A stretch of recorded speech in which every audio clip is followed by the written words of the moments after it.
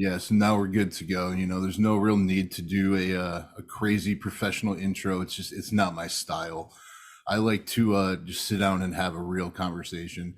I know we've never met before this. We spoke a little bit, pretty briefly, but this is just kind of an opportunity to get to know who you are. You have a your own podcast. It's doing really well. It's on every platform. It's on YouTube. You're all over the place. You have a Facebook group that you got going, and you focus a lot in like recovering from trauma and addiction and some mental health things that seems to be very prevalent lately. It's been my experience that before COVID, men never talked about it, like, at all. It just wasn't something we were allowed to talk about.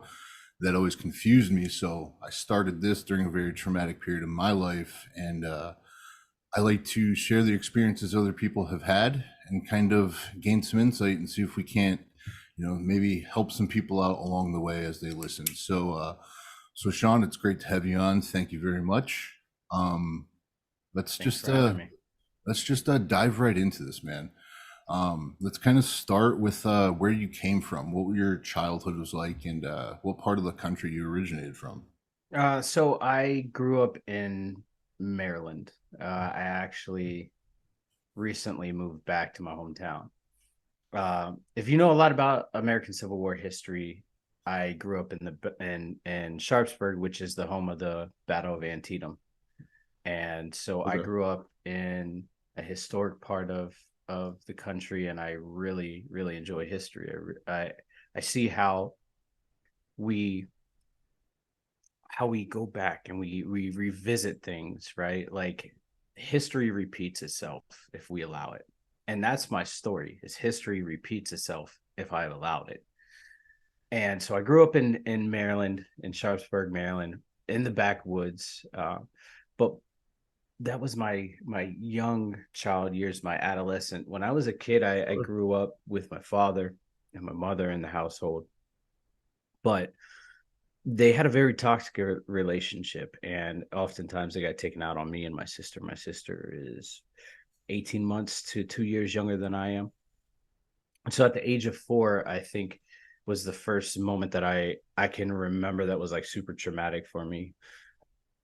My dad walked in the bathroom, and I was splishing and splashing all over the place. I mean, kids do that, right? Yeah, normal Yeah. shit. Yeah. Yeah, and he saw water on the floor, and he didn't like it, so he pulled me out and beat me with a belt right there, bare assed. And so that, amongst other things, with my sister, I didn't really understand like the concept of what was happening until it was much later in life. But things were happening to me and my sister physically that raised a lot of eyebrows. So child services were called. They did an investigation, and they found that my mom and my dad had been abusing my sister and I. So we were removed from the home, put in foster care, and eventually we were picked up by my grandparents on my dad's side. Now being like picked up by my grandparents on my dad's side, you'd be like, "Oh, that's great." Well, no, it's not, because my dad still had access to us, right? And we were still being seen on a regular basis by my dad, regardless as to what the courts were saying. So fear is used as a tactic by parents, right? Instead of understanding, or instead of trying other means of punishment. And it was always used against me, like, hey, if you don't straighten up, like, by any means, I wasn't a terrible kid. I wasn't out there like causing havoc or like stealing shit, but it was used as a form of punishment against me. If you don't straighten up, if you don't get good grades, I'm going to call your dad, and he's going to come and beat your ass. Well, I've already had it happen to me before. I don't want to have it happen to me again. But that didn't stop my dad from coming by. My and it wasn't as bad as the first situation, but it was still pretty bad. And so living with my grandparents, my grandmother was judge and jury, and my grandfather was the executioner. My grandfather worked at the University of Maryland for 25 years as an electrician. He was a Vietnam veteran and the Marines. And so like this man had bear paw hands, right? And imagine getting Mhm. smacked by bear paw hands, right? It don't feel very good. I love my grandfather to death. My grandmother and I don't have that great of a relationship now, and that's because I noticed that she was a very toxic individual, very toxic human being. And I don't throw that word around lightly, right? Because we all have toxic traits, we all have toxic abilities, but there are individuals who are just toxic in themselves. And Sure. Yeah. she had severe narcissistic traits, and it was a really bad environment. I got a great education, right? I went to a Christian public or private school. I had a great education, but the home life wasn't great. And so coming to the age of about 11 or 12, my grandmother and grandfather, dad, mom sat me down and said, "Who would you much rather live with?" Right? Like that's an ultimatum, or that's a question you shouldn't be asking any child. And you're 12, you said? Yeah, Wow. yeah. Okay. Yeah. That's And, hard. and and mind you, like all the family members are sitting in front of me. You don't want to disappoint any one of them, right? I don't want to disappoint my grandparents if I say I want to live with my dad. I don't want to disappoint my mom if I say I want to live with my dad, right? But at the end of the day, I chose I want to live with my dad. And because I had this deep seated longing to like want to belong somewhere. I didn't belong anywhere. I didn't fit in anywhere. I felt like I wasn't loved. I felt like I wasn't cared for. I mean, I was cared for and like I had all my needs, but I didn't have the emotional and mental needs that I was supposed to get from a parent figure at a young age. So I said, I want to live with my dad. Now I moved from here, from Sharpsburg, Maryland, all the way up to Erie, Pennsylvania, which is like right on Lake Erie, Mhm. equidistance between Ohio and New York. And it was a culture shock. I went from country, backwoods, everybody knows everybody, right, to the big city living, right? And I had neighbors that were right next to me and kids of all diversity, all cultures. Like, and I would be honest, before I moved out there, I'd never seen a black person, Hispanic person, none of that. So it was a massive culture shock to me. Yeah. And Maryland doesn't really seem very colorful of a state.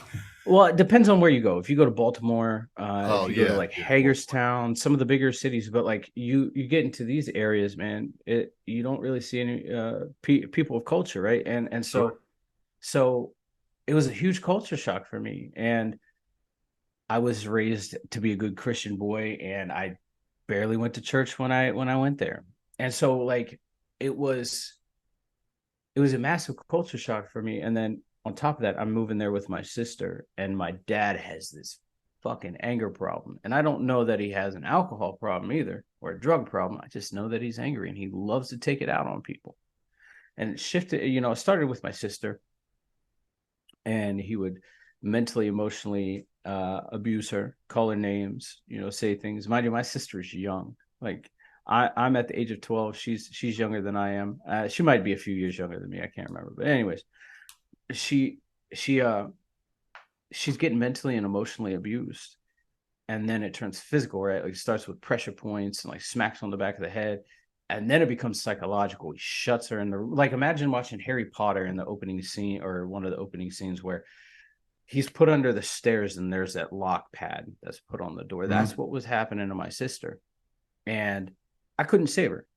Like there was nothing I could do to save her. I'm this 12-year-old kid against a 35-year-old man. What am I gonna do? And so eventually it got to the point where my dad was like, I can't handle her shit anymore. Mind you, she's just a kid. And my dad had no understanding of how to raise a child because he himself was still a child. He just hadn't worked through any of the bullshit. And so out of anger, one day he comes to me and says, your sister's not my biological daughter. I had no responsibility to her. Right. And I didn't know this at the time at all. And it shook the foundation of what I knew to be reality. So he wasn't saying this to be hurtful. He was being factual. He was being factual, but in a way he said it because he said it in a moment of anger and a moment to hurt, Okay. Yeah. right? Like there was a lot of fact behind it, but he said it in a way to be very hateful. And it Jesus. it crushed me, right? So he sent my sister back to my grandparents' house. And for the first time in my whole life, I felt completely alone, isolated, because I was living with this man that I was afraid of, and I had a brother a younger brother that got more attention than I did. And I was in this new city that I hadn't been accustomed to yet. And life was just rough. And after a short period of time, that aggression that he had focused on my sister shifted to me. And it started, name calling, mental, emotional abuse. And then it turned into physical. And it got much worse than just smacking on the back of the head. I think I was like 14 or 15. And one of the clearest memories I have as a kid, and I've worked past a lot of this shit, but is my dad was a truck driver. So he was gone all week and he would come home. He would get absolutely shit faced from the moment he walked in the door to the moment that he left. And it was a Saturday. We had been out all day, came home, dad was home. He was drunk as fuck and he got really angry and I can't remember why. But he grabbed me by the throat, lifted me up in the air and looked at me and said, I'm gonna fucking kill you. And that was the first time that I was absolutely terrified of my dad, that I would actively hide away from him. Because if he's willing to do that, now what are the limits? How far is this shit gonna go? And a little bit later on, he would tell me, hey, go in the backyard and practice falling down. Now people hear that and they laugh, but the reality is he's gonna beat the dog shit out of me, and he did multiple times. It started to become an every weekend thing.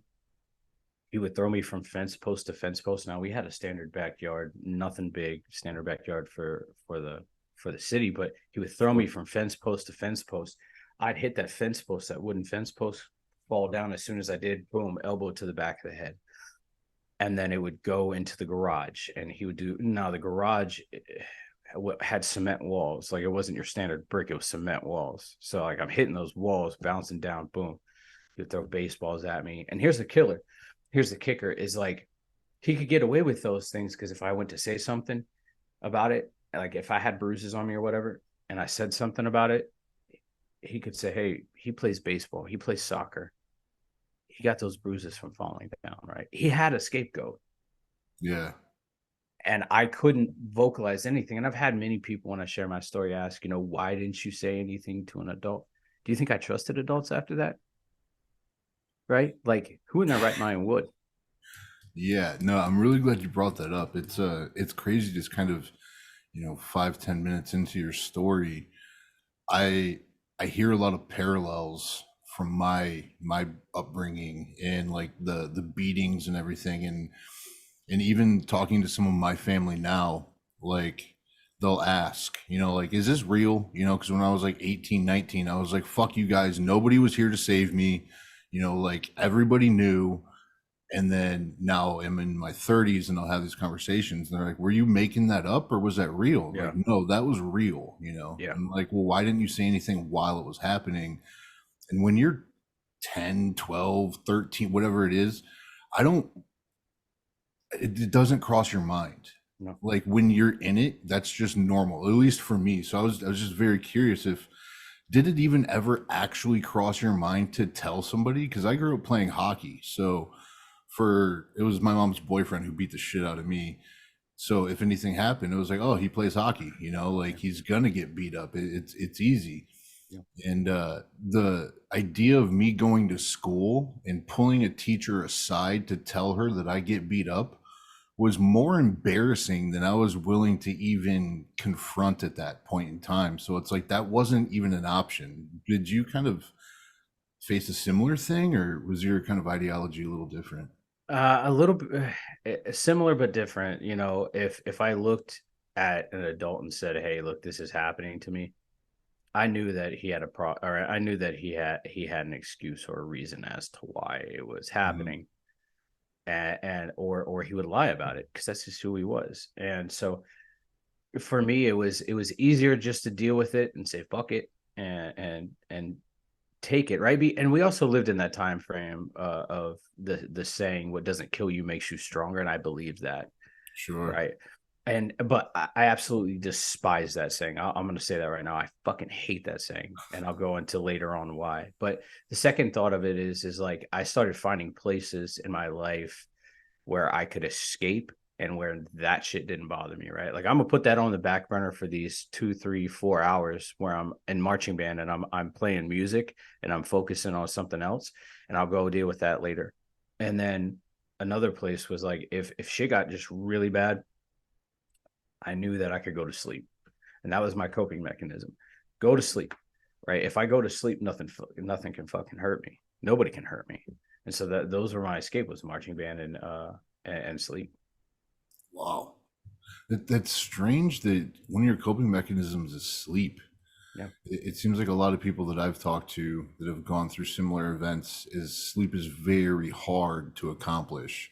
Just of that fear of, like another traumatic event happening and you not even seeing it coming. So yeah, that's kind of crazy that you decided sleep was one of the things. Yeah. Do you have Well, sleep issues now, or oh yeah. can you just okay? All right, that makes more Yeah, sense. I have a problem going to sleep and a problem staying asleep.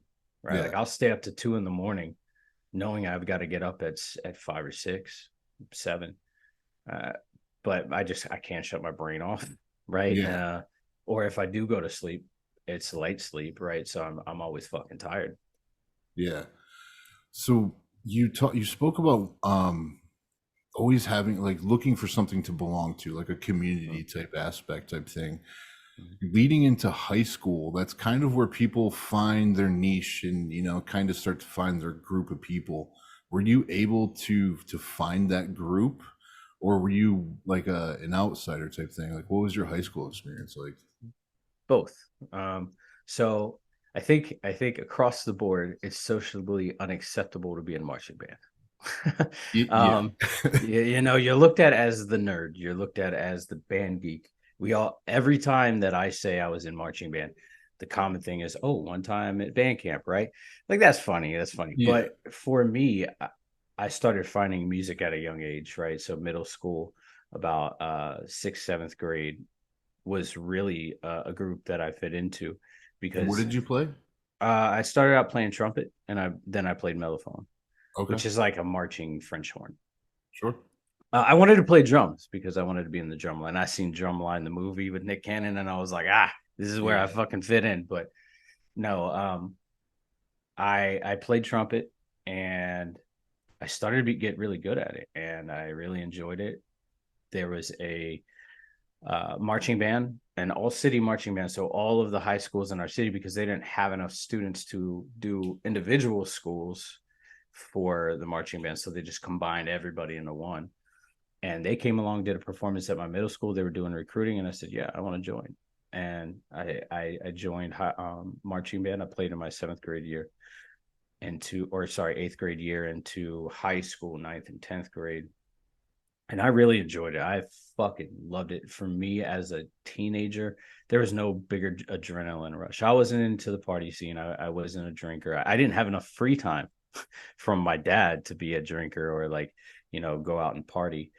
I I loved the adrenaline rush. I loved to be able to get away from the house for a while. We did competitions, we did parades, we did football games. It was a blast, right? I had my individual group of friends, but we were all misfits, right? Like we were Mm. all misfits. You see the wrestling belts behind me. I'm a professional wrestling fan. I love wrestling. Not very many people in my high school did. So I found the people I clicked with. But the people I clicked with were outside of my school, and so I didn't really have a lot of people in my school. And it wasn't until that I associated with, or that I would consider my friends. I wouldn't find out until later that a lot of people knew who I was, and a lot of people liked who I was. At the time, I just didn't know, right? And so for me, high school was I associate high school with marching band because I had a lot of fun. I graduated early. I graduated a whole year early so I could join the army. So is this something that you knew you wanted to do? Or was it just like you saw an opportunity and kind of took it? Or was Army kind of something in the back of your head that you had planned on for a while? A little bit of everything, really. 9/11 was an inspiration for me, and I know a lot of people say that, and it might be a cop out, but for me it was. 9/11 was the inspiration to join the military. I watched the towers. I watched everything in Pennsylvania, the Pentagon, all the fallout. I watched the invasion in Afghanistan. I watched the news religiously outside of school, and I was like, I need to do, I know one person can't change the world, but I feel this calling to do something that's bigger than myself and serve a purpose greater than myself. Part of my story is in my 10th grade year, my dad kicked me out of the house and sent me back to my grandparents' house. There's a common theme there. If my dad doesn't want to deal with it, he just lets it go Mhm. and puts it on somebody else. And so I moved back down here, and I graduated early because I had enough credits in Maryland to graduate. And so I did. And my initial, this is some years after 9/11, right? 9/11 for me happened when I was in 7th grade. And this was some years later in 2006. And my life had changed. I didn't necessarily want to be in the military anymore. I wanted to be a pastor. I started diving into my faith. I had a full ride scholarship to go to a Bible college in Ohio to learn that, right? Wow. Yeah. And that's what I wanted. And I communicated that with my dad. And he said, no, you're going to join the military. And I said, no, this is my life. He said, no, if you go to college, I'm going to excommunicate you out of my family. And so, like, dude, I had lost so much. Mind you, I haven't talked about my mom in my story very often. And that's because when I was 11, my mom walked out on me.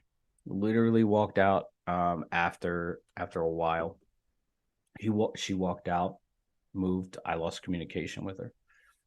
And so my mom was never a real prevalent part of my life. So I'd lost so much, right? Like, I lost the relationship with my sister. I lost my parents. Uh, I had I had a strained relationship with my grandparents, my uncle. I didn't have any friends, right? Being here, what else can I lose that I could die, right? Like that would be it. I could die, but like, how much more could I lose before I was willing to just say fuck it, Mhm. bend to the will? And I did. I said, all right, man. So he drove down here from Pennsylvania, drove me to the recruiting station, and that day I signed a contract with the Army. Is there And a reason why you chose the army? yeah, yeah, actually, it's kind of funny. So I went there with the intentions of signing up to be a Marine. The Marines weren't open. And so the Air Force wasn't open. That was a second option. And then the Navy office was open, right? And so, like, in the recruiting station I went into was literally like Marines, Air Force, Navy, Army, all in this hallway. Mhm. And so the Navy was right across from the Army. And the Navy petty officer, or whoever he was, stepped out and was like, hey, let's see if you're smart enough to join the Navy. And I was like, man, fuck you. Right. Like, if you're going to treat me like that, I don't want any part of it. And when I turned to the Army side, the recruiter, as a staff sergeant, she looked at me and she was like, what do you want to do with your life? And I said, that's exactly where I need to be. And so I joined the Army, or I signed a contract for the Army. I did like a pre-ASVAB test, which, if anybody doesn't know, ASVAB is like the is your pre-enlistment test. It's kind of like a placement test if you weren't going to college and stuff, where you best fit in and what jobs you qualify for in the Army. Sure. Yeah, it's crazy how different each branch of the military is, even in their recruiting process and everything. There was a time in my life where I moved out to Hawaii, and I was just trying to figure some shit out and wanted to go smoke weed on the beach and surf, and found out I had some family out there. So I figured, let's go meet these people. But I had no idea what I was going to do. Yeah. And like with my life in general, I was 21, 22, just lost. And, walked into a Navy recruiting office, and I was like, well, I think I had watched like some SEAL Team 6 movie, or, something like that. I was like, oh, that looks cool. Walked Zero into Dark the 30. office. Yeah. They saw my leg, just covered in tattoos, and they're like, no, sorry, we can't do anything. And I was like, oh, well, fuck you then, and just kind of went on my way. But I've told that story to a few people from other branches, and they're like, why didn't you just go to the Marines? They would have welcomed you in, like, why didn't you do this? And I'm just like, I didn't know, I was just kind of Yeah. searching for things. But it's always interesting for me not serving, seeing how different each branch is, and how you guys treat each other is hilarious to me. One of my very close friends is a Marine. I know quite a few SEALs. The person that I call my old man, or like the only father figure that I actually had that was positive, he was a SEAL. They all look at Marines as like they get the shit. Like they'll get a roll of duct tape, some sticks, and 4 bullets, and be like, "All right, here you go," and they'll just make it work. Yeah. It's whereas like the SEALs are kind of like hanging the back, and they got the big beards, and they're all scruffy, and then the Army guys are just like the fucking workers, Yeah. and you just go, and you don't have a choice, and you just charge the front line. So it's it's definitely different to hear everybody's perspective. But before we go any further, I wanted to just to thank you for your service. Some people seem to take that differently, but I genuinely mean it, because at that time in my life, I did not have the balls to do what you did. When I experienced 9/11, I remember I was in like freshman year of high school, looked at it, and I was like, oh, well, that's in New York. I'm in Michigan, and it Yeah. just didn't affect me like that. And I had one teacher who is I believe Muslim, Mhm. like Muslim American, um, and he just broke down in tears. And I didn't understand. His daughter, his son. I went to school with them. I knew them. They were very white looking. His wife was white, Mhm. and he just stopped the class and was like, I need you guys to know that from now on, everything's different. Yeah. And we were freshmen. We didn't know what that meant. But for him, his life changed that minute. Everything went completely different. And so it's always interesting to me to see how people react. And you saw this stuff at a very young age, and decided to run towards the fire, Yeah. whereas a lot of people will run away or act like it doesn't happen. Do you feel like going through some of your traumatic events and like the violence and things as a child kind of took that fear away from you and allowed you to just run towards the firefight instead of kind of recluse away? Kind of. So there's a weird statistic that 80% of service members have a traumatic childhood. And so, Oh shit. yeah, yeah. But trauma is relative, right? Like if we're going to talk about trauma is relative. A lot of people can, a lot of people fuck around with with what trauma really is, but it's the body's response to a stressful event, right? So it's the way your body processes, the way your brain processes it, right? So like, Rob, if you and I got into a car accident, if we were driving together, we got into a car accident, your body would process it a whole lot differently than mine. So that it might be like traumatizing to you, but for me it was like, man, that was fucking exhilarating, let's do it Yeah. again, Yeah. right? Yeah. And so like, so everybody's like trauma and levels of trauma is different. And so, and right off the bat, like I'm gonna say, my trauma is no better, no worse than the next person down the line, right? Like I'm a human being, my body processes things differently than yours does, and so I will never, and I have never said that my trauma that I have experienced in my life, whether it's childhood trauma, service related trauma, combat related trauma, I will never say that it's better than yours or worse than yours, because Sure. at the end of the day, it's the way that our body processes it, right? I went through some stressful and traumatic experiences. Fucking who else hasn't? Yeah. Yeah, no, that's 100% true. I was diagnosed with PTSD about a year and a half ago, and I basically told them no. I was like, you're wrong. And they're like, no, like, does this happen? Does this happen? When you go into a crowd of people, do you have to like look around? What's in your pockets? And like for me, it's like flashlight, pocket knife, keys, wallet, like the normal stuff. But they're like, why do you have the flashlight? Why do you need to know who's in the room? Why are you trying to see which one's the bad person? And, like, why are you picking up on these movements? I was just like, I wasn't in the military. I don't deserve, in a weird way of saying this, is I don't deserve the label of PTSD because I didn't choose to go into this environment. Like the drug related stuff and all of that shit in my life, the alcoholism and like the chaos that ensues around that, I did choose that.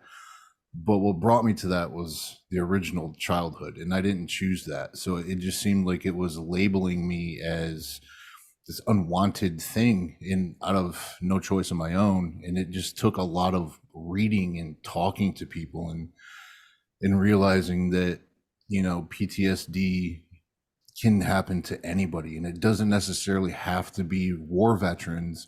It's just like you said, we all experience trauma different, um, which to me is crazy, and it's hard for me to accept where people are.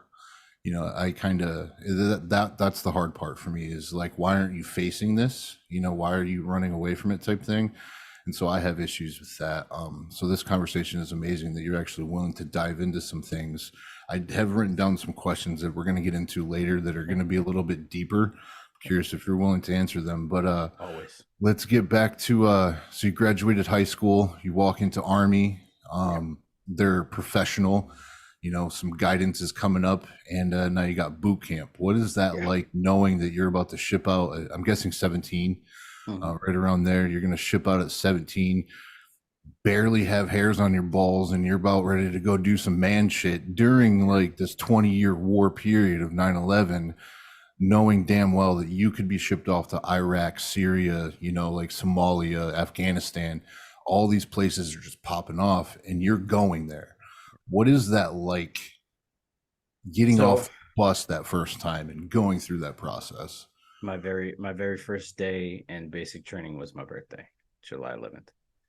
Fuck. Yeah, it was happy birthday, kid. Welcome to the real world. Yeah. And it was just like, at first, like it was a weird adjustment, right? Because I I'm now around a whole bunch of dudes that like to show their dick all over the place, right? Yeah. Metaphorically and physically.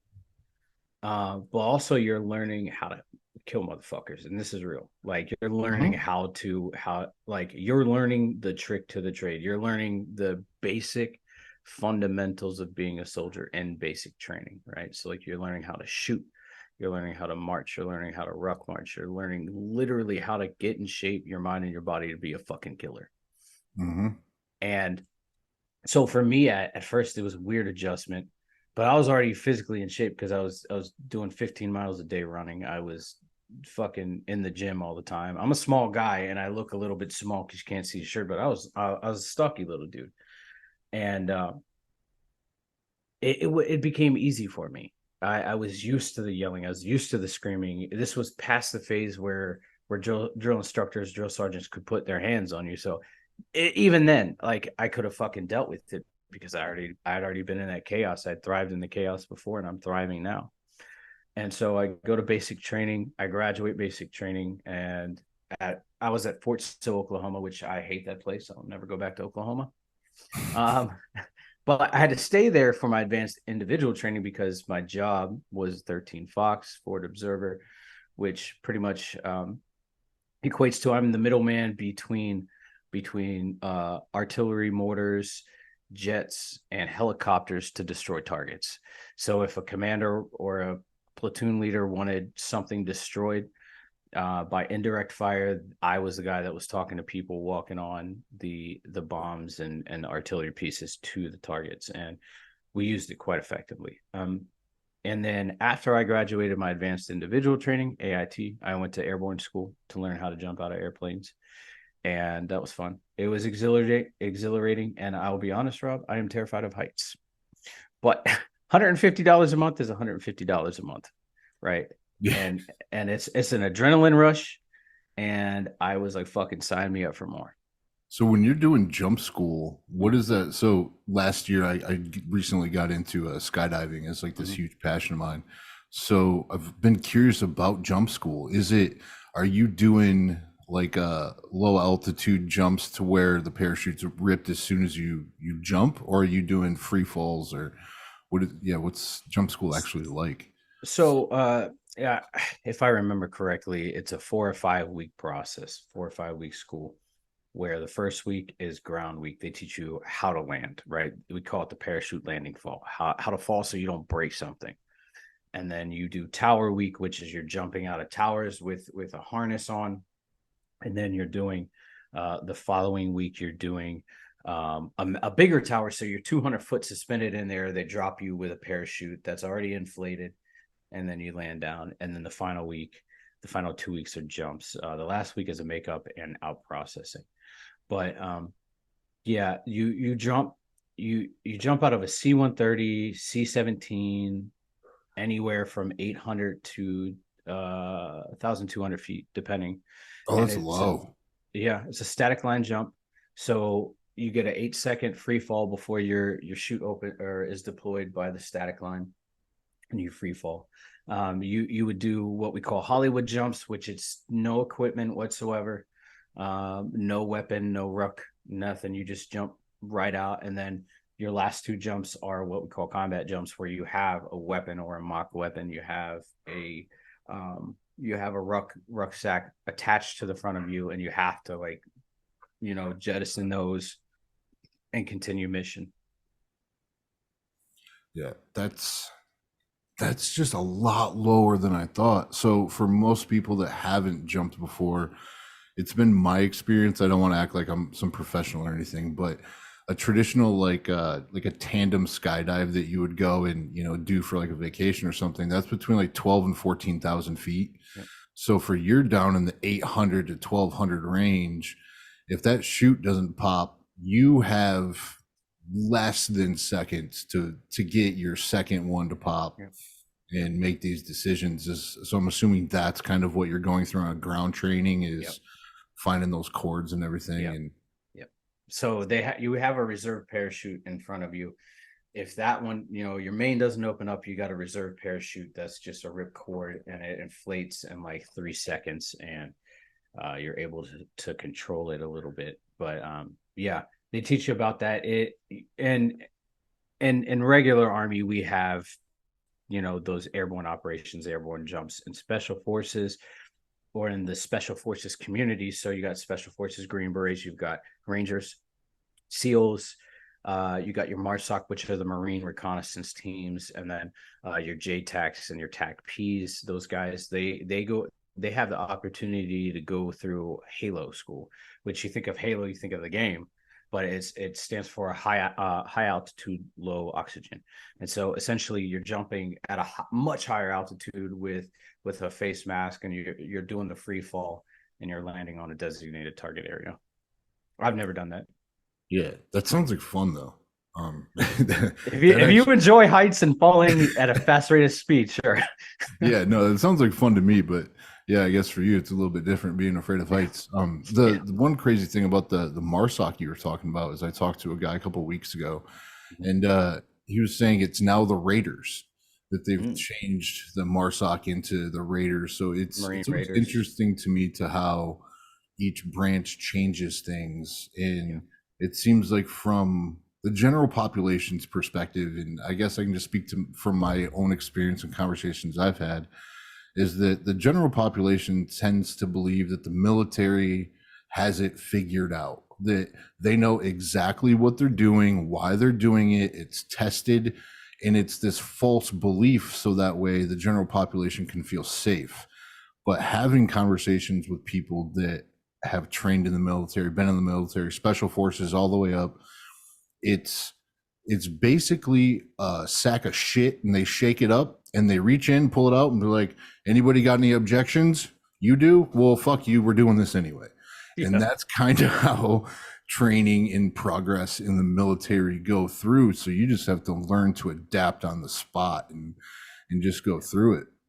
Yeah. So after jump school, did you have any other specialized training, or is it just hop on the plane and head over? So a lot of people have this idea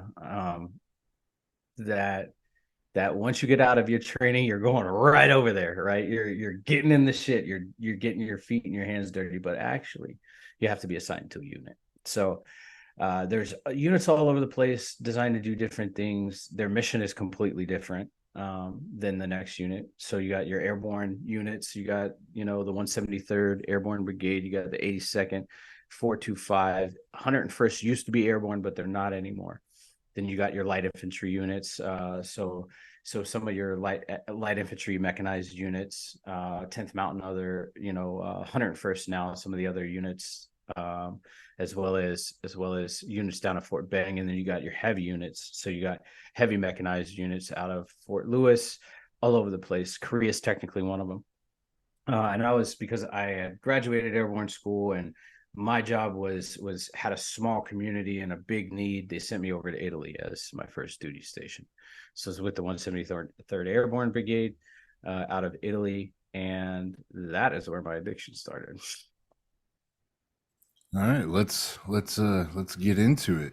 It's yeah. Man, I was curious when this was going to pop up since you weren't very active in high school where most people yeah, get their start. So yeah. so Italy's where shit hit the fan, huh? Shit hit the fan really fast, man. I got there and they said, "Hey, look, you're in Europe. We follow the laws of the land. There is no drinking age over here, therefore you can go drink." Like, I'm 18 years old. I I haven't even fully developed my brain yet. I haven't even fully developed. I'm still a fucking kid. Like, and Mhm. I'm able to look back and be like, I was still a kid. I was still very adolescent and still immature. Only thing that had changed is you put a uniform on me. I went through some formal ass training, and I knew how to shoot a gun. And so, um, my first weekend there, I drank like I was a professional drinker. I killed two bottles sitting right there just by myself within a 2 hour span, and then went out and drank some more. And I fully believe where I'm at now in my life that from that very first sip, I was addicted, point blank, period. Mhm. That first sip of vodka, I was fucking done. I was done for the remainder of my active addiction. And so there was a 5 month span where we were gearing up to go to Afghanistan. I don't think that there was a weekend that I wasn't sober during that 5 month span. And so we get on the plane over to Afghanistan, and at first, like, I was working in a headquarters unit where I was being able to see everything from the top down, right? I was able to see how things worked. I was able to see how ammunition requests work, round counts, how clearance of airspace worked, and all that stuff. And I was like really intrigued by it, but I wasn't doing my job that I was trained to do. I was doing the job of somebody at a much higher echelon, and I didn't have a full understanding or capacity to understand at a ground level like how to operate and how to do my job. So I went on leave and I came back, and somebody from one of the line units had gotten hurt. And so they needed a replacement for him. They replaced him, but they needed a replacement for that replacement. And that just happened to be me. And so they sent me down. Now, I don't know if you watch war documentaries or war movies, but there was a documentary called Restrepo that came out in 2010. Uh, that's the unit that I went to. I'm gonna write that And down. yeah, uh, it was filmed by Sebastian Younger, the guy who wrote The Perfect Storm. He filmed it along with Tim Hetherington, and it was a 15-month deployment. I spent 9 months in that location, but it was for that 9 month location, it was some of the wildest shit that I've ever been through. It was a period in time in Afghanistan where it was the wild, wild west, right? There wasn't a lot of news coverage on Afghanistan because Iraq was hot as shit at that moment. People were Mhm. like all over Iraq, and they just forgot Afghanistan was a real thing. And so we were out there willy nilly. I mean, fucking things up.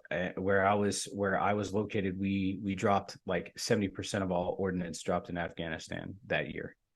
And it was, yeah, it was insane. We were dropping 2,000 pound bombs from a fucking aircraft, destroying shit, like getting in firefights. We got in at least at a minimum 5 firefights a day, and that's not including while we were sitting in our compound. Like, it was just madness all the time, right?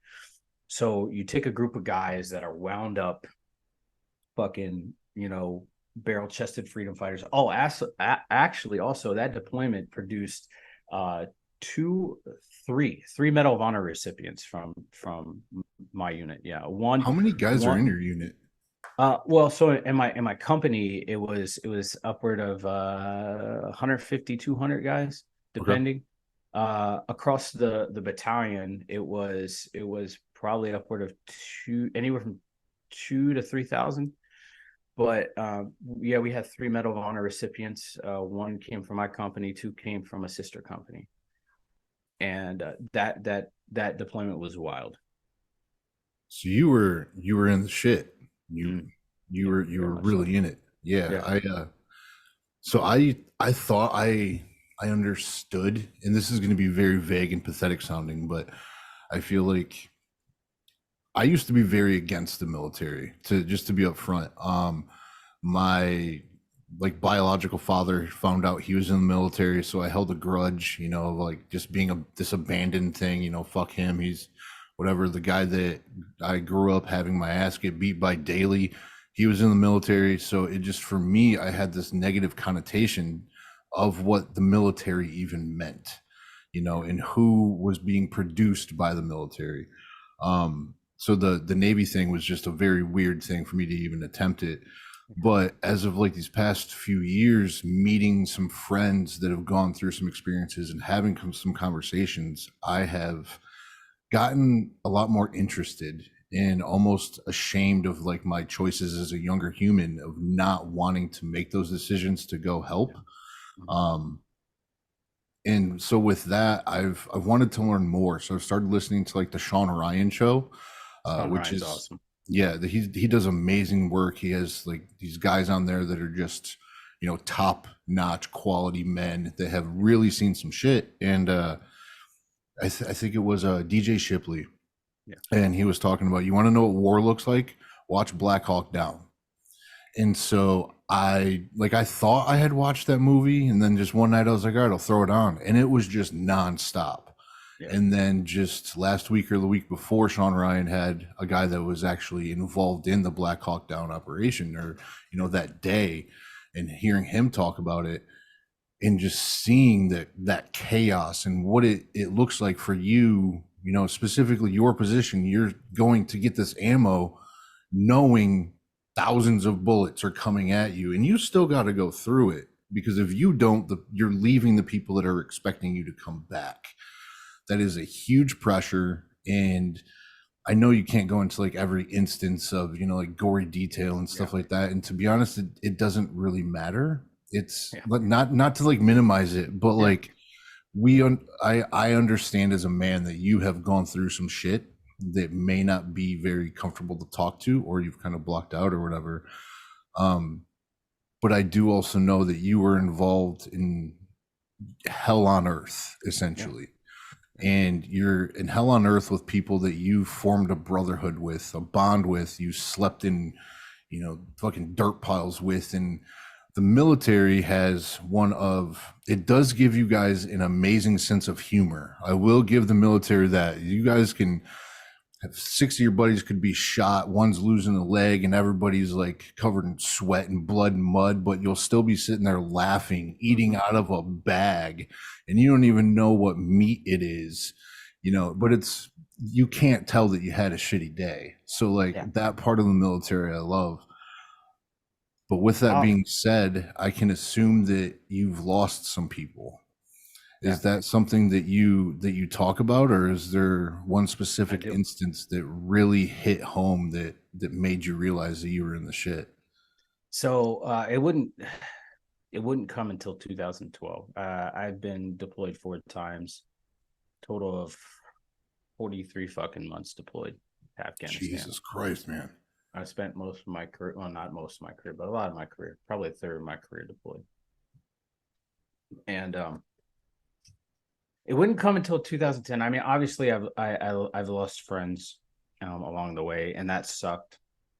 Right, people that I knew that I used to party with, I used to hang out with, that I had a friendship with, but it wasn't until 20.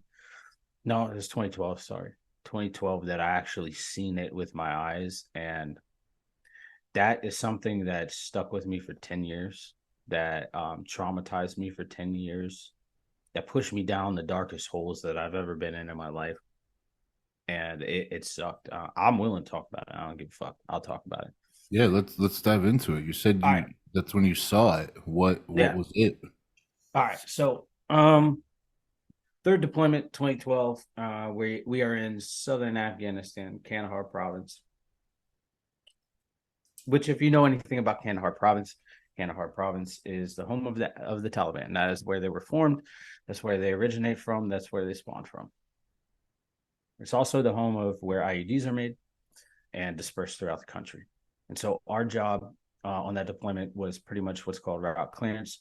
You go out, you scan the road for IEDs, and you dig them up. Now we were dismounted, right? So that means that we're not driving. We're exposed to anti-tank. We're exposed to anti-personnel, which means like there's a very, very good chance that somebody's getting fucked. And yeah, You're so walking through minefields pretty yeah, much. yeah. But on the road, Jesus. Yeah. on the places you're supposed to walk or you're supposed to drive. Yeah. We're Yeah. we're so we're about halfway through our deployment. It is May. It's May time frame 2012, and um, my best friend, his name is Nick Valivis. Nick was our minesweeper. He was our minehound guy, which minesweeper is pretty much he has a metal detector in front of him, and he's going back and forth. And if he gets a hit on the GPR, which is the ground penetrating radar, they mark it out. They get EOD to come out, or they get combat engineers to come out, dig it up, find what the hit was, and then we dispose of the IED.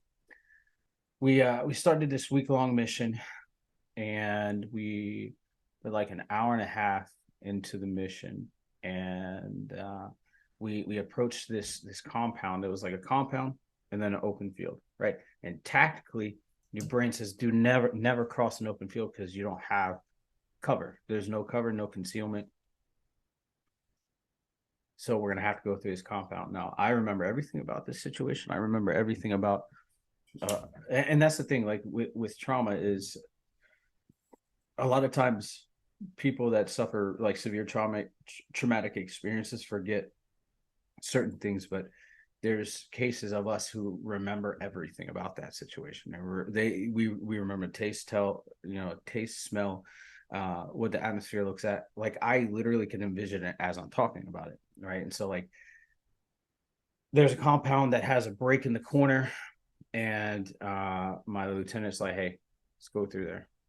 And I just had this like gut feeling. I was like, "Hey, sir, like it just feels like a trap." And he was like, "We'll be okay." And so we start going to the compound. I get into the break in the compound. Mind you, like our formation is our minesweeper, the guy that marks the path out for us that's safe to walk, and then a team of guns, and then you've got heavy weapons, and then us. And so like we're filing into this compound. I get to the corner, and you're boom, fucking black smoke everywhere. Everybody rushes to the corner, and there's Nick. And he's laying on the ground, and he is missing both of his legs, one arm, and his other arm that had the minesweeper in it was broken. So at that point, he was pretty much a quadriplegic, or quad amputee. Sorry. I remember everything that looks like. It looked like if you took a fork and you shredded meat, not like separated it, but Sure. took along the lines and you just shredded it like that. It looked his legs and his arm looked just like that. The blood all over the place, the smell of burnt flesh. Like I can point out the smell of burnt flesh from a mile away. The taste in the air. I remember all of it. And like, we rushed up. He was knocked out at first, and then he came to. We had medics. We had four different medics on that mission, 2 females, 2 males, and they rushed up and started applying first aid to stop the bleeding. And he woke up and he looked at one of the female medics, and he's like, "You have the most beautiful blue eyes." And this is why I chuckled when you said that we know how to laugh in stressful situations. Yeah. He looked at her, and he said, "You have the most beautiful blue eyes I've ever seen." And she's like, "Well, thank you." And then they start, they have to get up in the groin in order to apply the tourniquets to his legs. Mm-hmm. And as they're digging, he's like, "Just tell me something." And the female's like, "Okay, what's up?" And he's like, "Is my dick okay?" And she's like, "Yes, your dick is fine." And he's like, "Okay, all right." Right. And so that's that comedy in the bad situations. Now we bandage him up, we get him up, and I'm looking around, right? And everybody's pushed up on him, trying to pull security around him, and there's nobody behind us, right? And that is one of the most vulnerable times that you can have as a service member, is when you have zero rear security. because somebody can just sneak up on you and spray and pray, and there's a lot more casualties. So Mhm. I walk out the entrance that we came in. I turn the corner, and I see this guy on the road. Now, mind you, the compound's not very far. It's probably 50 feet um, long, and there's a road on the other side. And I see this guy in all white, and he's walking past, and he's counting these prayer beads, dude. And like, my first instinct was like, take him the fuck out, kill him, because he hurt my friend. Kill that motherfucker. And so I brought my weapon up, and I had it right on his forehead. And the human side of me said, he doesn't have a weapon, right? And that's the things that you got to think about in those situations is he doesn't have a weapon. You cannot prove that he did that. You can't prove that anybody did that, or anybody here did that. You got to let him go. What are your rules of engagement at this point? If they don't have a weapon, you can't pull the trigger. If they don't have any bomb making material, you can't pull the trigger. Literally, our hands were tied, but I'm glad that our hands were tied and that I had a little bit of rational thinking, because I would have taken somebody out of this earth that I wasn't 100% confident that did something wrong. And so, like, the angel and the devil, like, we always hear the angel and the devil talk on our shoulders, and that was really happening, right? It's like, fuck him. He took your friend. And Angel was like, you don't know. You don't know if that was him. And the other one was like, yeah, he's the only one fucking here. The angel was like, look, dude, like, he could be a father, he could be a son, a husband. You don't know who he is, right? He could just be an innocent bystander that heard it and knows that some bad shit's about to come down the pipeline, so he's trying to leave. And so, like, as that conversation in my head is, or that war is happening in my head, I see him turn his fucking head toward me, right? And like, at this point, my scope is right here, and my selector switch goes from safe to semi, and like, I'm about to pull that goddamn trigger, and something in me was like, no, don't. I put it back, and I lowered my weapon, and I was like, go, and he left. And I'm really glad that I didn't pull the trigger, because I don't know if that guy was who did Mhm. that to my friend. And so I come back in, I pull one of the gun teams to do rear security. We get Nick put on a stretcher and hauled out so Black Hawk can take him. And he ended up dying on the airplane out. And so I had to live with that for 10 years. There's a lot of guilt and shame around it. There was a lot of regret, right? And there's regret because right before then, him and I got into an argument, and he was one of my best friends, right? And him and I got into an argument, and I told him to go fuck himself. And it was over something stupid. I couldn't let my pride get away, right? Like, I couldn't let my pride down because I'm a fucking man. I beat my chest, right? And even before I used to go and tap on everybody's head and say, I love you, I love you, I love you, all the way down, right? It's that camaraderie, that brotherly love. And I got to him and I didn't say it. And like, that was my biggest regret, was saying, I didn't love you right before he passed, right? And we hear that so commonly in society, of that regret when somebody passes, where you didn't get that opportunity to say I love you because you were busy, right? I didn't get that opportunity to say I love you because I was fucking selfish, and because I was angry, and I couldn't let my pride go. And that was something that I held for 10 years. And um so we get back from that deployment, and I got back from other deployments. I used to have pictures of everybody I lost on my wall. And I had a bracelet, and I didn't process through any of that trauma, right? I just figured if I put them on the wall, I'll see them there, and I'll be able to get over it.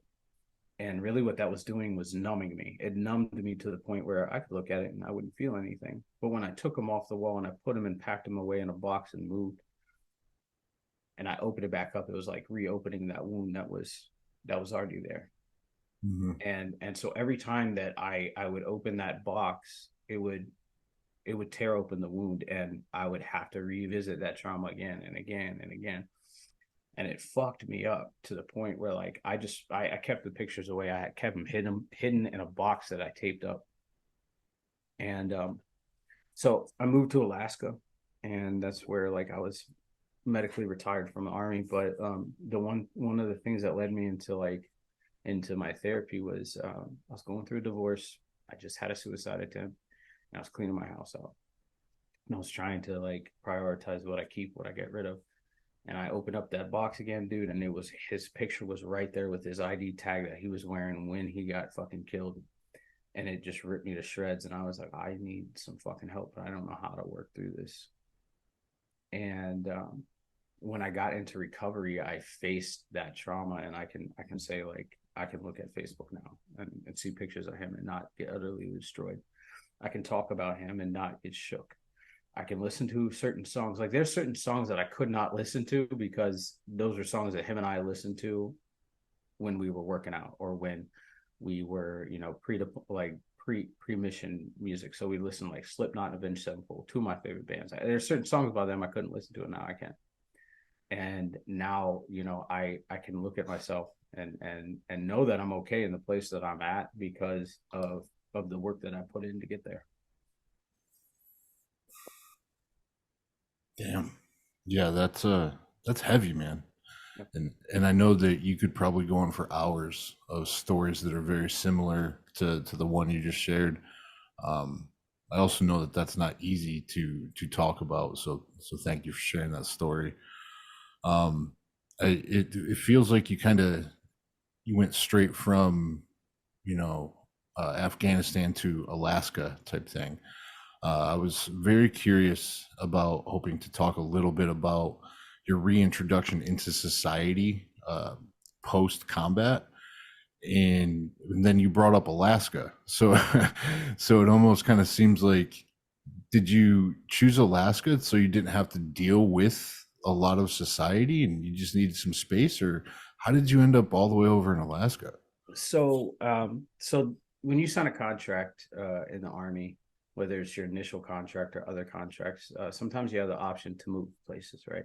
So I can have the option to have in my contract I get stationed at this duty location, right? And they have to honor that contract. They have to find a place available for me and put me there. And I cannot be excess. I have to have a spot there. And among other things, you could get a bonus for signing on. You could get uh, army or unit swag, like crazy stuff. But when I reenlisted in 2016, I had just got promoted to staff sergeant, which I didn't think I was ever going to make it that far. I had been told throughout my whole career, you're not leadership material. So for me to make it that far, I was like, good job, kid. But I did it very spitefully. But that's a story for later on. I got promoted, and so my list opened up to places I could go, and I literally had just like this endless list of places I could go, except for one place I wanted to go, which was Fort Lewis, and that's because my daughter and her mother were there with her stepdad, and so the closest I could get was Anchorage, Alaska, and that was with 425 at Fort Richardson, and I was like, okay, let's fucking do it. We're going to the final frontier, and so I ended up getting stationed there. I drove from North Carolina to Alaska through Canada. 11-day trip. It was wild. Yeah. Yeah, it was insane. Through January, through winter time. It was wild. Oh God. Yeah. Yeah. And I got there and I was like, okay, it's gonna be a fresh start. Nobody knows me. I didn't know I thought I didn't know anybody in Alaska. Turns out I knew people in Alaska that were in the army. So like it was great to like get there and know people, but it also sucked because I had a lot of these people that knew who I used to be and not who I am now. And so reintroduction into society was hard, right? Because I couldn't operate as a normal human being anymore because I wasn't a normal human being. Um, there was a lot of triggers that I had faced in North Carolina and Italy, North Carolina, and Fort Bragg. I went to every airborne unit in the Army, and um, I didn't know how to properly process those triggers or how to work around them, right? So like I started secluding myself, I started isolating, I started not trusting people, and that also is coupled with relationship trauma. So I get to Alaska, everything's great for like 2 months, and then we're slated to go on another deployment. So that would have been my fifth. And before you go on any deployment, they make you do this memory test, or this test that gauges your brain, and so it tests your motor skills, your reaction time, and your short-term, long-term memory. And I failed it miserably.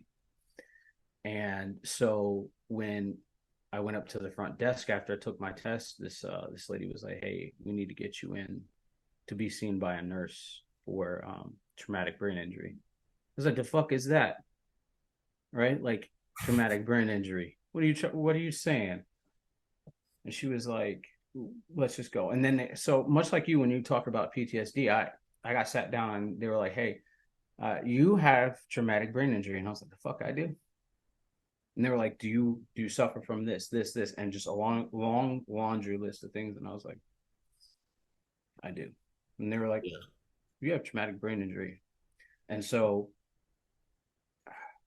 I got it in my brain like I was dying, right? And so like my brain went to the worst possible places, which that's what we do as human beings. And so I wanted to fix all of my problems all at once. So I spent 6 hours every day at the hospital, whether it was in therapy, different forms of therapy. So occupational therapy, speech therapy, music therapy, which was a huge benefit for me, talk therapy, going to see my primary care, getting brain scans, stuff like that. And I spent 6 hours every day for almost a year in the hospital trying to get better. And so, because of the brain injury and the severity of it, they didn't want to send me on the deployment, which was cool. All right. Like, I got to stay behind and work on myself and fix myself. And that's the first time in my career that I actually focused on taking care of myself, because I got to this point where life was unmanageable. I couldn't formulate sentences. My speech was slurred. I was having severe migraines where I couldn't like get up out of bed. I was getting nauseous, all this other shit. Um, my memory was gone. I couldn't remember it. You and I were talking. I could look at your name and I couldn't remember your name, right? And Mm. that's how bad it was. It got really, really bad. And so that triggered the eyes of the military, and they were like, "Hey man, you're unfit to be a soldier now. Like, you are, we can't do anything with you." And so I started facing this thing that I call the identity crisis, where I was losing my career that I had for 12 and a half years. My marriage had gone to the shitter. Um, I jumped back into active addiction after being sober for like 2 years. I was drinking all the fucking time. And I was just like, you know what? I don't want to be alive anymore. Fuck it. Right. Nobody cares about me. And my brain took me to those dark places again. My brain, nobody cares about me. Nobody gives a shit about me. My kid, she'll be all right. And I had a suicide attempt. I made the plan, executed the plan, woke up in the hospital, and most people will wake up in the hospital and be like, "I'm so happy to be alive." And I was like, "See, I can't even kill myself properly, right?" Like, and so I felt like a fucking failure, man. And I got out of the hospital. I went home, and one of my soldiers drove up to my house. He had heard about what happened, and he drove up to the house and he's like, "Look, man, I don't feel safe with you being home by yourself." He's like, I'm gonna take care of you, and I owe my life to that man. Uh, he he took me into his house. He fed me. He made sure that I was taking care of myself.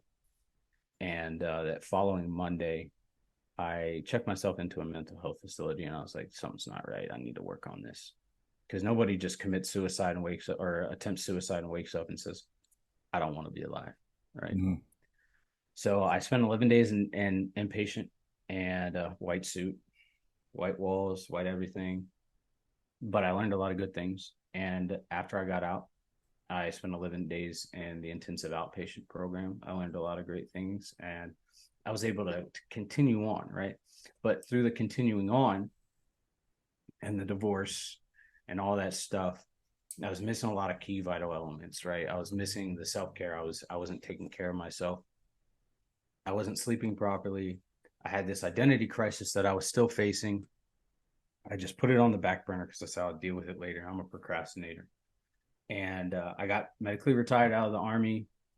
Instead of going back to drinking, I started smoking a fuckload of weed, and I was just like, I exchanged one substance for another. Now, I don't degrade anybody that smokes. You do what you have to do. I don't degrade anybody that drinks. You do what you got to do, homie. But I know my problem is substance, and I know that I can't like have a substance in my body. So I met my third wife, and we we had it good. Although like I wasn't receiving benefits from the VA, they were dragging their feet, and I was searching for a job like it's going out of style. And the one thing that I noticed was like everybody's patriotic until it turns time to hire a veteran. Mm-hmm. Everybody's patriotic, support the troops. We back the troops, support the troops. But when you go to that organization or those organizations that say that, they don't hire, right? Like, how am I supposed to translate all of my experience into something in the civilian world? It was hard. And so I finally got a job opportunity with an air cargo company in Alaska. And I would later find out that the only reason that they hired me, I lacked all the skills. The only reason that they hired me was because I can make them laugh in my interview.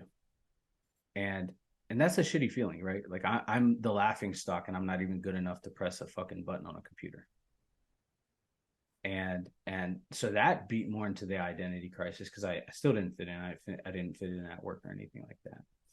And so I was still sober at that time. I quit drinking after my suicide attempt, and I got to July 4th, 2019, and I lied to myself for the last time and said I'm good enough to drink. Now all my problems in my life were caused by drinking, with the exception of the trauma, but from when I was a kid. And so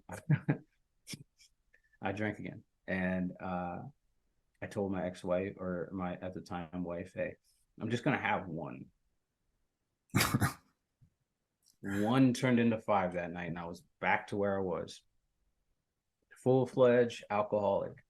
And that relapse lasted for 9 months. Now I've had those periods of sobriety that I was talking about, but I wasn't working on I wasn't working a program.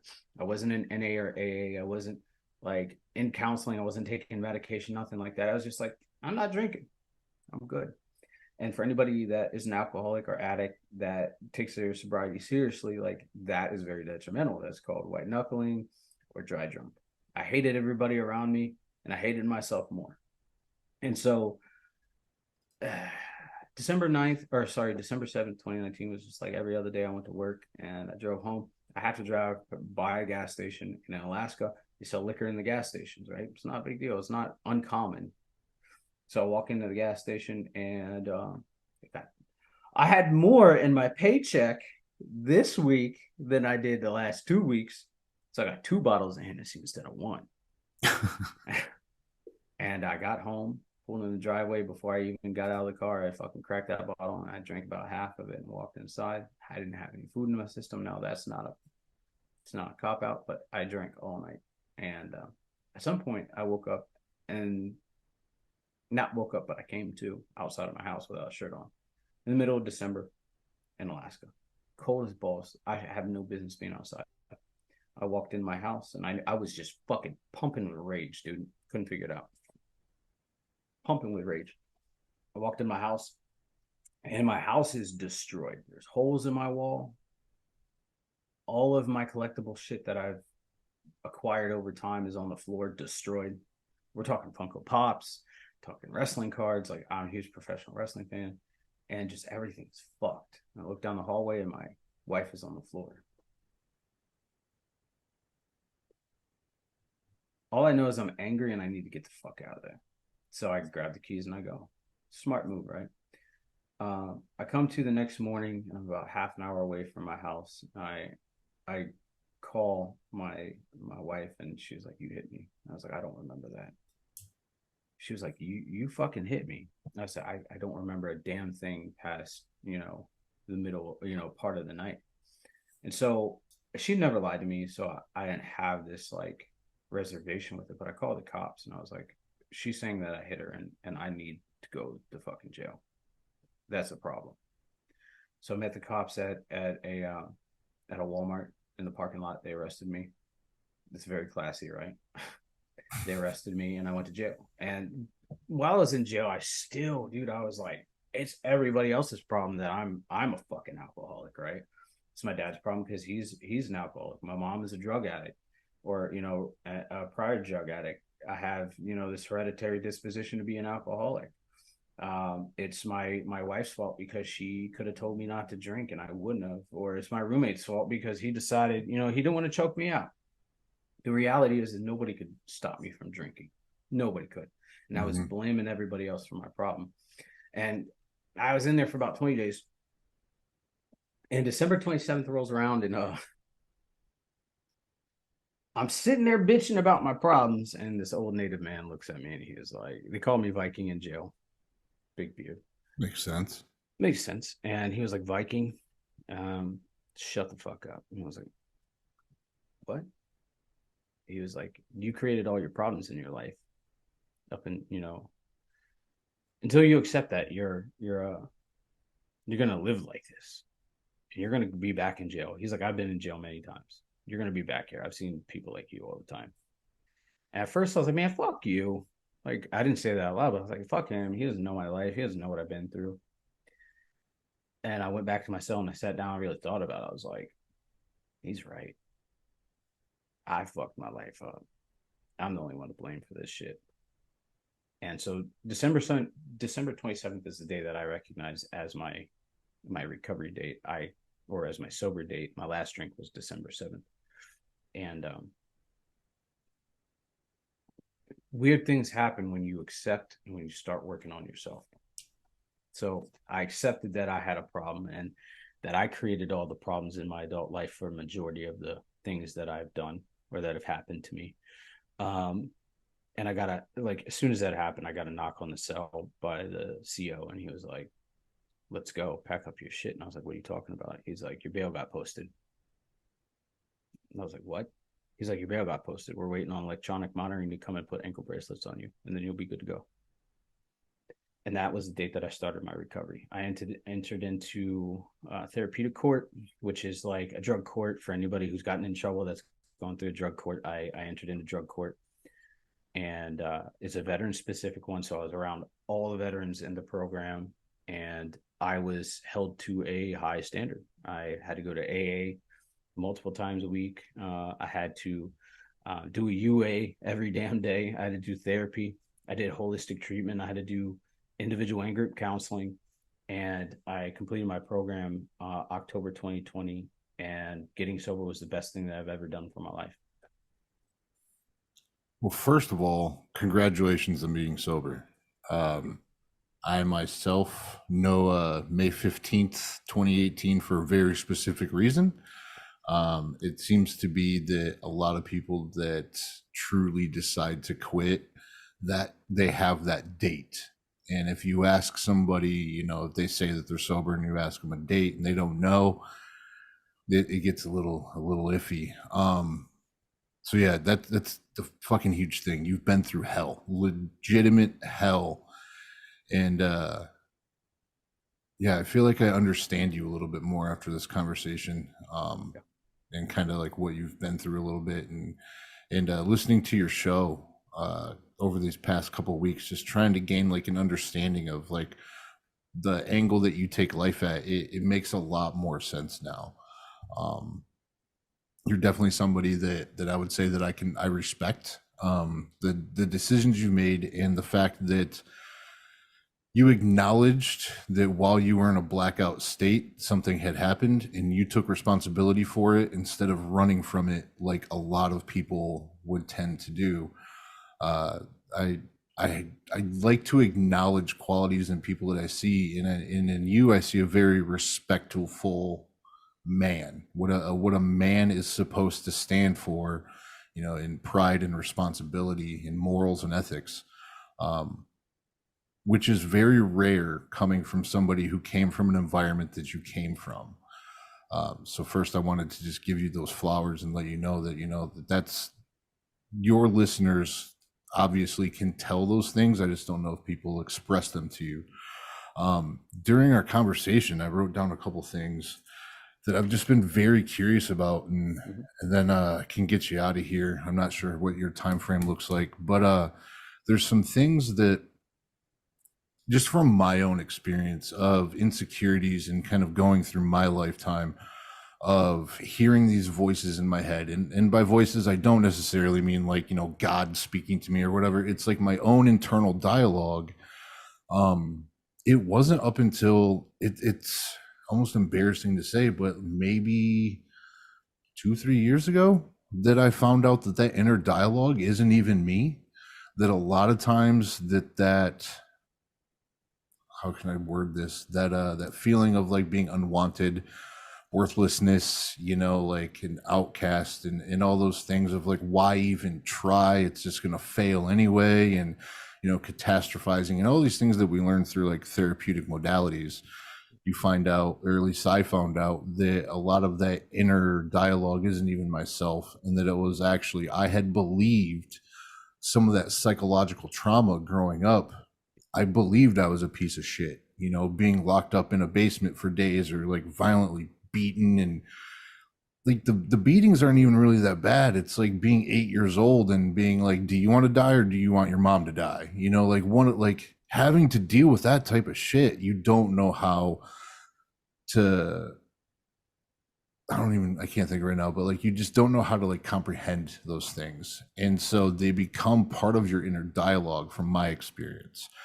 So I've been curious as listening to your story and kind of your reintroduction into society, and things that acted, it almost kind of seems like you took the pattern of your father as a child and almost started to repeat that. Did you, and I don't mean that in an offensive way, it's just that's kind of how like it patterns exist in life, unfortunately. You were able to actually recognize it and stop it. But do you have some of that psychological trauma that acts as an inner dialogue that kind of affects your decisions and your thought processes still? Yeah, absolutely. So, first off, you said I recognized the pattern that my dad was, with my father. I did, and I think one of the scariest things that I've ever experienced that wasn't like paranormal, because I believe in the paranormal, but that wasn't anything of that nature or combat related, was one day I was taking, I was washing my face, I was shaving when I was in the army, and I splashed water on my face, grabbed a towel, went like this, looked in the mirror, and I seen him staring back at me, and it scared the shit out of me because for the longest time I was like, I never want to be him. I do not want to run to that. I don't want to be that piece of shit that I was raised with, and I was becoming him, right? And that scared the shit out of me. And so yeah, absolutely. I started working hard on breaking that cycle, breaking that trauma cycle. But secondly, yeah, I have that internal dialogue. At first, it scared me because I was like, am I fucking crazy? Right? Because Yeah. society, they tell you you're not supposed to hear voices in your head, Yeah. right? You're not supposed to have that internal dialogue. Sometimes that internal dialogue is good, right? Because it's able to help you process things that are happening in the moment, but it's also very detrimental because a lot of the times it feeds into our insecurities, it feeds into our trauma responses, right? So a lot for me was negative self-talk, and sometimes I still have that. I've had it very recently where it's just been like, you're a fucking failure, you suck, you're no good, you're worthless. But it's a lot of the way that we perceive ourselves and the way that we perceive actions that we're taking, right? And unless something comes along to combat that internal dialogue, or unless we interfere and we say no, that's not true, then that internal dialogue that from my perspective, that I've noticed is that internal dialogue, that negative self-talk, the trauma responses are going to continue, right? For me, one of my biggest insecurities is my show, and I'll be just completely honest. It's not the guests, it's not the people that come on. It's that thought of, am I helping somebody? Right? Mhm.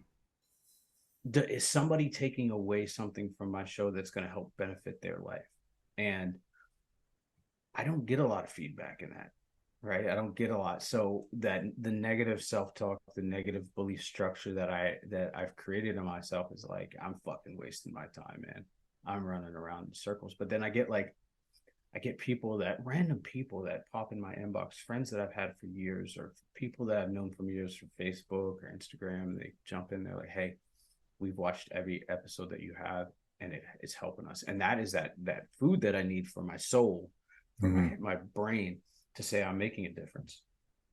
And whether it's one person, that that's all I care about.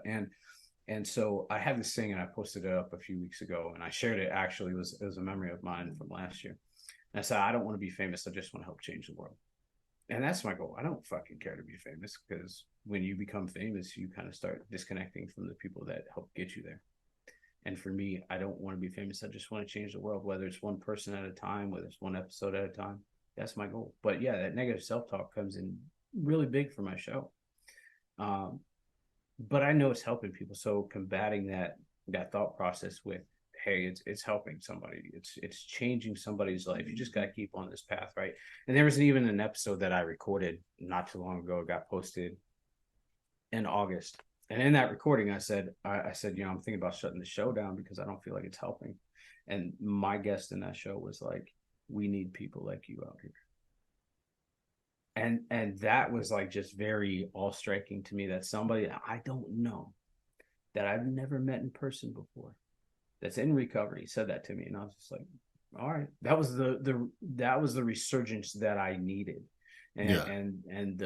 the filling of the cup that I needed to change my thought process and thought pattern.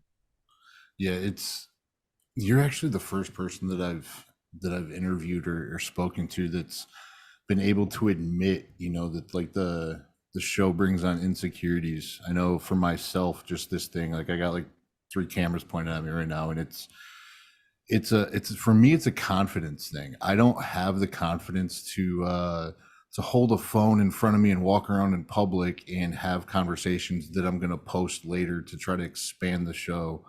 I don't have the confidence to reach out to people that may have like higher analytics than I do to see if they'd be willing to come on and have a conversation.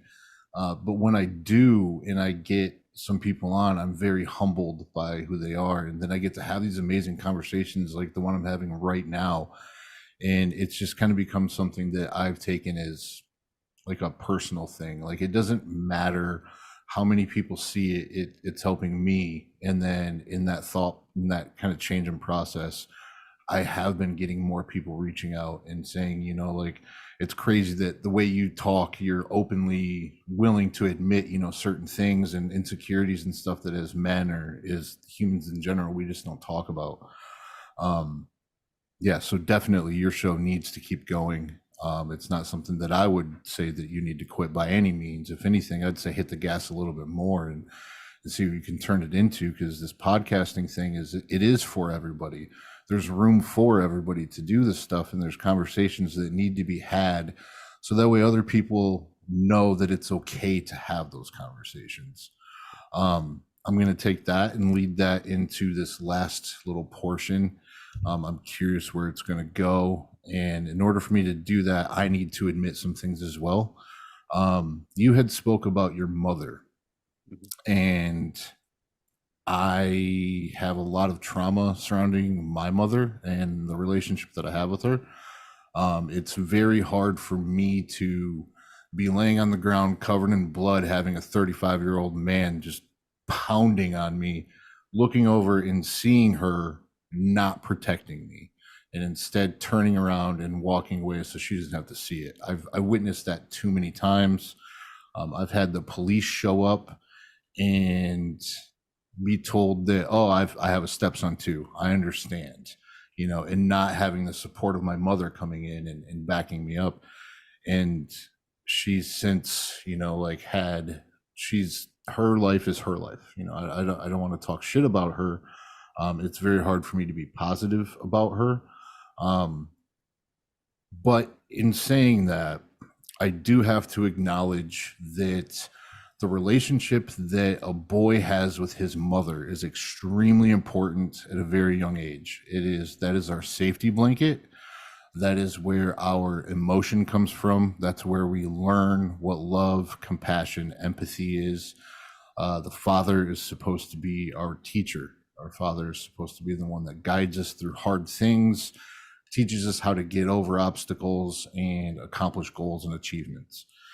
And so you had spoke earlier about you don't have a very good relationship with your mother, and then you kind of dropped it. But you also prefaced this interview with saying that I can ask you anything.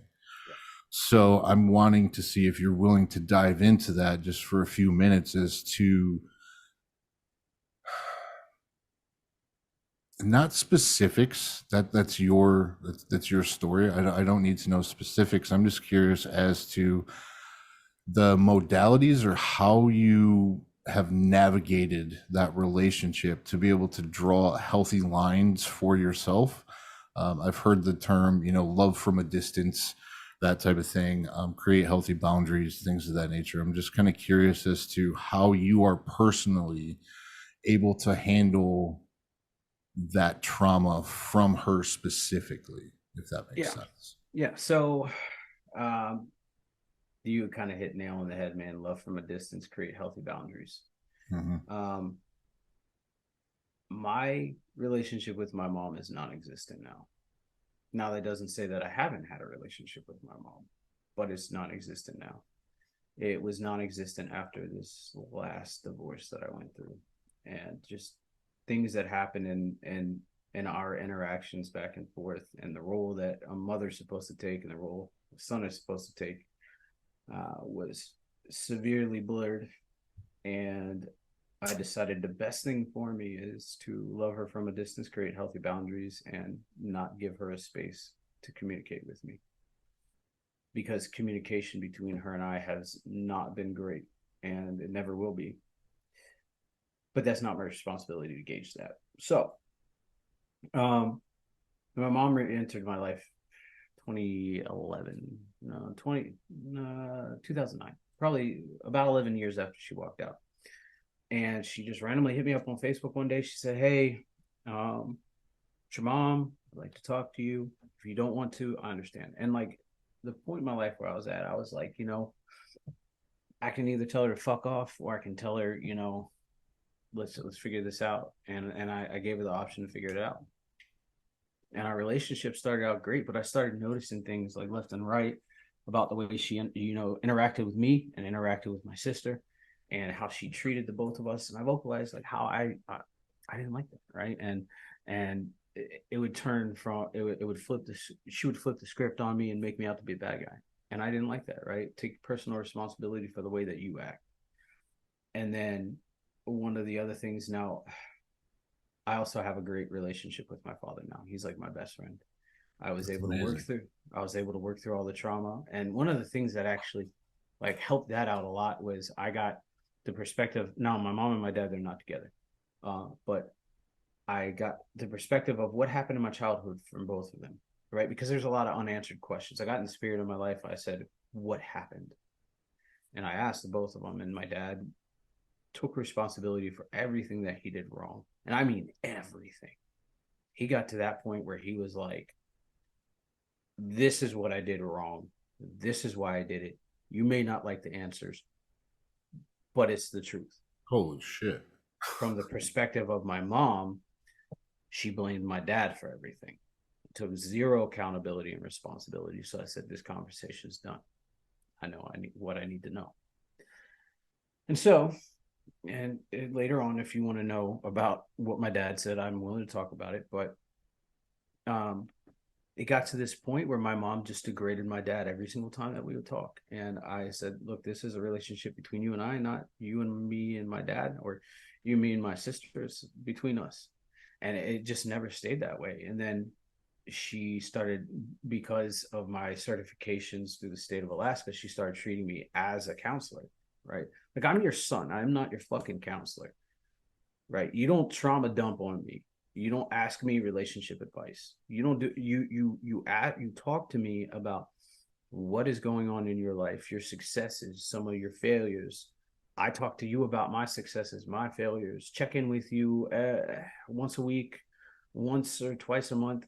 Sure. But you don't trauma dump on me, because you and I have some fucking trauma. And it just got to a point where she started treating me as her counselor, not as her son. And when I vocalized that in a very healthy and respectful way, the backlash that I got into it, I just received.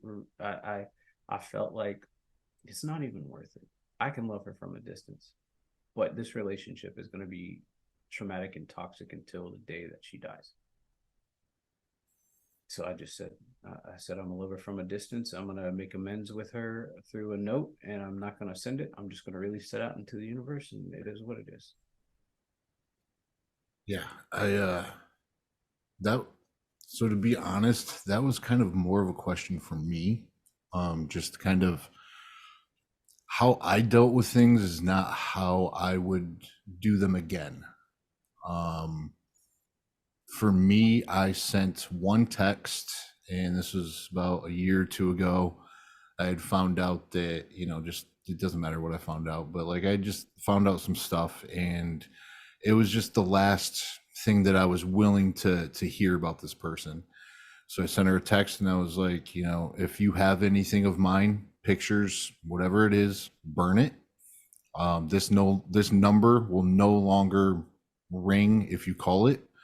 Um, you only have two sons now. I want nothing to do with you. This has nothing to do with my feelings towards you. I love you as, like the person that brought me into this world, but your personality and the human that you have become is no longer safe for me to be around. So I'm ending this relationship. And, you know, I believe I even said, like if something along the lines of like, if I see your boyfriend, the guy that beat the shit out of me growing up, don't be surprised if like you see him in the morgue with a piece of steel sticking out of his head. Something along those lines. Um, so you can kind of assume where my head was at in that scenario. Um, so I've just been very curious as to how other people would even handle that situation, and I don't think that there is a right answer. It's when you deal with like family trauma, it's personal. I know you were willing to go in to talk about like what your dad said and everything, and I respect that and appreciate that. I just kind of feel like that's kind of that's more of a your story type thing, like that's your relationship. um I get a sense of what that conversation went like, and the reason why I said oh shit when you said your dad like stood up and acknowledged everything that he did is that's not my experience. My experience is what your mother did and blaming the other person, and it's very hard for us as a society to accept that we've done wrong, because after we accept that we've done wrong, now we've labeled ourselves along with the label that we believe other people have on us has become a reality. Yeah. So that's a very very difficult situation to go through.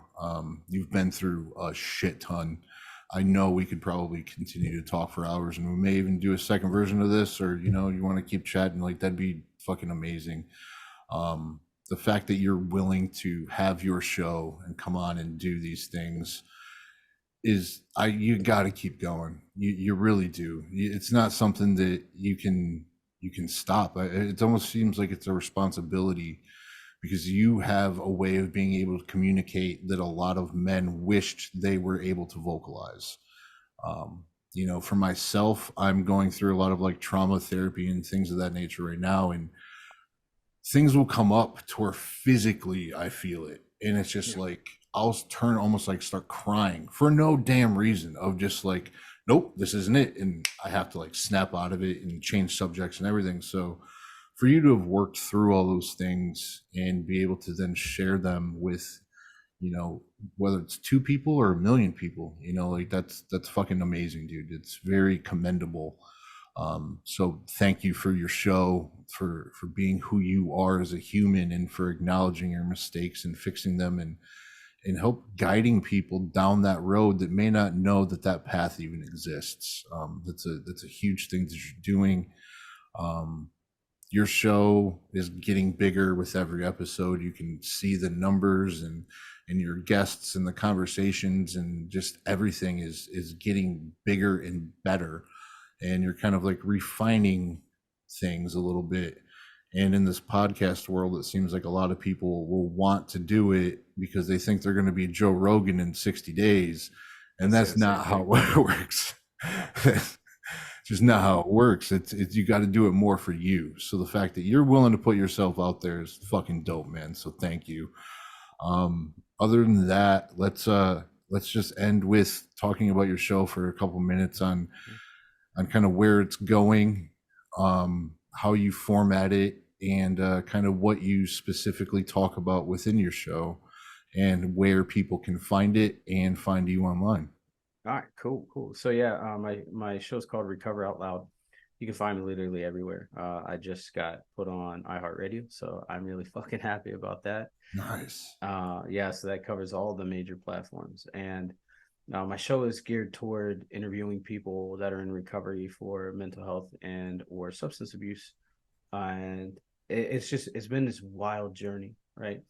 And when I started, I didn't have aspirations to be big, and I still don't. I have aspirations to help people and to show people that they're not alone, right? Because I think a lot of time when we get into these mental health disorders or these addictions or even in early recovery, we feel like we're alone, right? Like I know that I felt alone when I first got sober. I was like, I have Mm. no fucking buddy in my corner. But the reality is there are so many people in this world that are just like us. I've met people from Australia, England, South America, even in the Americas, right? People from around the world that suffer from the same things that we do. And it's all about making that connection, that human connection is what, and sharing our story and being open and being vulnerable is the one thing that inspires me to keep doing this.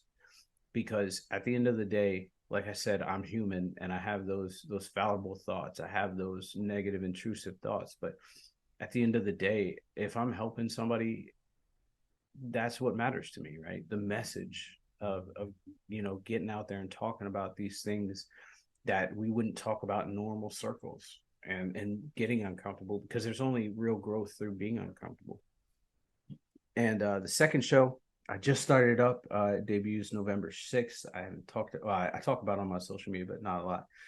It's called Beyond the Veil, and it focuses on people that are in the paranormal field and the supernatural field. So psychic mediums, paranormal investigators, demonologists, witches, you name it. You name it. If they work in the supernatural, I'm interviewing them. And I actually have somebody that's very big that's been on TV that's going to be coming on the show very soon, and I'm excited about it. But yeah, I just love. I like human connection. If I can connect with people on a level with paranormal, 9 chances out of 10, I find out that they're either in recovery or they suffered mental health disorders. Mm-hmm. So there's that additional layer to human beings, right? And I have some people that are going to be on my show for Beyond the Veil that are going to come and share their story on Recover Out Loud, and it's just awesome. It's amazing, and it's empowering, and I feel great. You can find me literally everywhere. I'm well, except for Twitter, because that's a nasty place. Um, I'm on I'm on Facebook. You can find me under my personal page, Sean Young, under Recover Out Loud podcast page, Beyond the Veil podcast page. You can find me on Instagram under all those. You can find me on TikTok at the Beard of Maryland. All right. I will put all of that in the show notes. I have a link tree. I will put that in there as well. Make it even easier. Linktree is a lot easier than just posting everything up. But Yeah. all right, man. We've been going. It's already been an hour and a half, 45 minutes. I feel like there were so many areas that I wanted to dive into. I just feel like it would have been like an 8 hour long conversation. So maybe we'll have to do this again sometime. But Absolutely. again, thank you. I like to feel like I may be helping somebody else out in doing this, but in all selfish reality, I started this for me to see how other people process things. So even in just having this conversation, it's helped me. I know I've gained some insight. It's listening through other people's experiences is something I wish I would have learned as a kid. Like, don't touch that, it's hot. Well, I still got touched it anyway. I wish like that would have clicked when I was fucking 6, instead of 36. Like How that hot would can it actually be?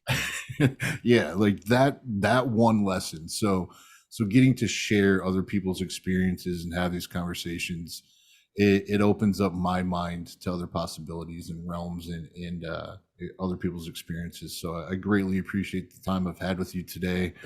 Gonna try to see if I can't send as many people over to your show as possible, and I'm sure we're gonna talk again in the future. And if you ever just need somebody to chat with or whatever, hit me up. This has been an amazing fucking conversation, and I'm very grateful we got to do this. So thank you very much. I'm grateful too. I'm always grateful. Thank you, Rob. All right, and with that, we'll call it a show. Hit the red button, and see you later, man. That was an amazing show. Thank you.